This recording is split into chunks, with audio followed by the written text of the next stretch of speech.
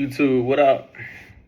So today I'm making a video on how I budget my paycheck as a local CDL driver. So I make about $6,000 a month, $1,500 every week after tax. So I got about 1, 2, 3, 4, 5, 6, 7. I got about 7 fixed bills that have the same amount every single month. So my rent is now $100. My electric is $100. My gas is $105. My phone bill is $188. My gym membership is $33, and my storage unit that I have is about $76. So that totals about $1,400. $1,402 to be exact. So after all of my bills I pay every single month, I got about $4,600. I put about $50 in my car every 2 weeks. I don't go anywhere but to the gym and work, and I work down the street, or my base where I drive out from is down the street, basically, probably like 5 minutes away. So I don't spend too much on gas. So in groceries, that fluctuates, so I don't want to include that in here. It fluctuates so heavy depending on what I bought the last time to what I haven't ate, just feeding myself. So what I do to budget my money is once I get paid, I take out the bill money instantly, and I leave myself sometimes $50 to $100. $100 if I feel like I'm going to, if I really leave $100. Usually I just do 50, and I invest the entire difference. I don't save money.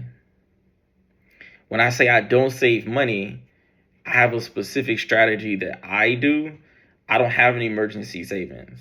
I don't have high yield savings or a savings account. I only have a checking account. Everything else is in my brokerage account, not in a Roth IRA or any type of IRA. It's all in my brokerage account.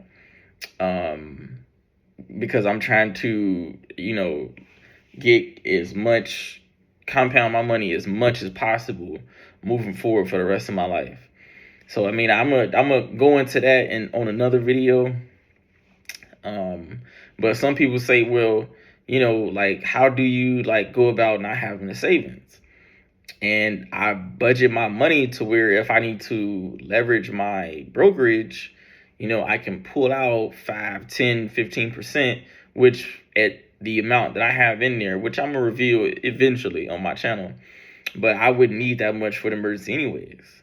So with all of my bills being all of my fixed bills being $1,400, why would I have $3,500 in my checking account or any type savings account?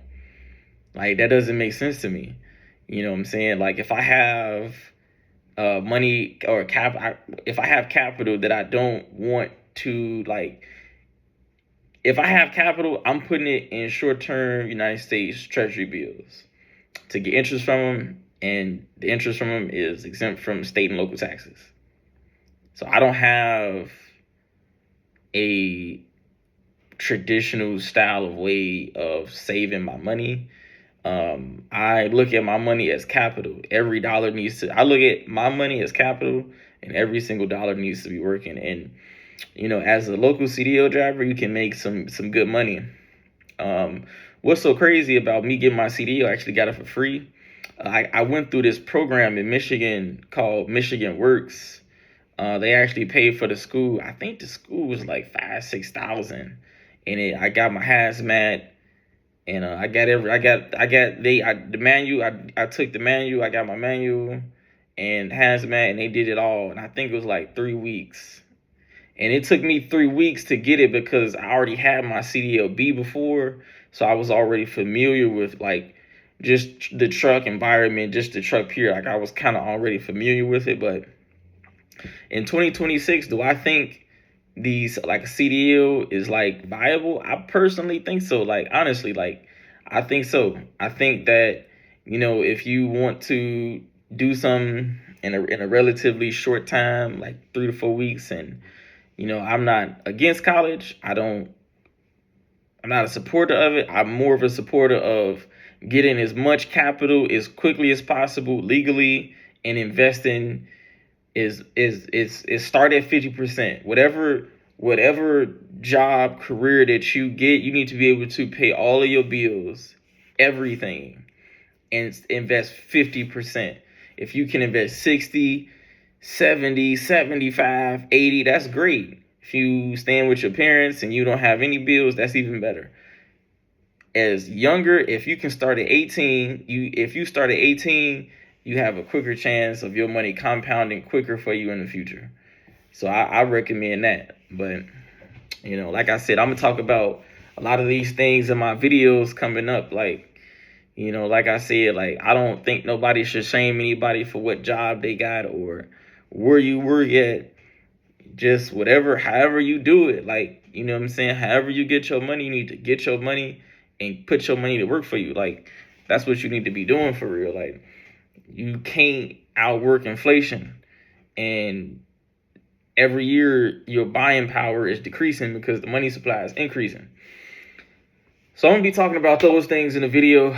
I see a lot of people on here talking about a lot of different stuff when it comes to money.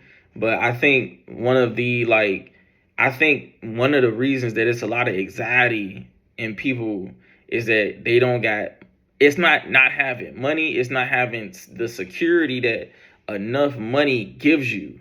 You know what I'm saying? Like, me knowing that I can lose my job tomorrow and be able to pay my bills for the rest of the year, it just makes it to where I don't necessarily have anxiety. But then I got my CDL, so I'm like, depending on what I lose it for, I could just go get another job. So that's another thing like there. Like, I can do CDL A work, CDL B work. Shit, like, I can bounce around. Like, I'm not necessarily restricted to anything. And plus, I got my manual and hazmat. And I got my doubles and triples and tanker endorsement. I just went and did every endorsement right off the rip. It's a little question test at the Secretary of State. I'm like, bro, why wouldn't someone have every endorsement? I mean, you got to go do something a little bit more for the hazmat. But why not have everything else? It's just a little 15 question test, three question test. Like, I'm gonna knock that out. That shit easy. Go knock that out. But yeah, that's how I budget my money as a local CDL driver. You know what I'm saying? We're gonna tap in with the next video.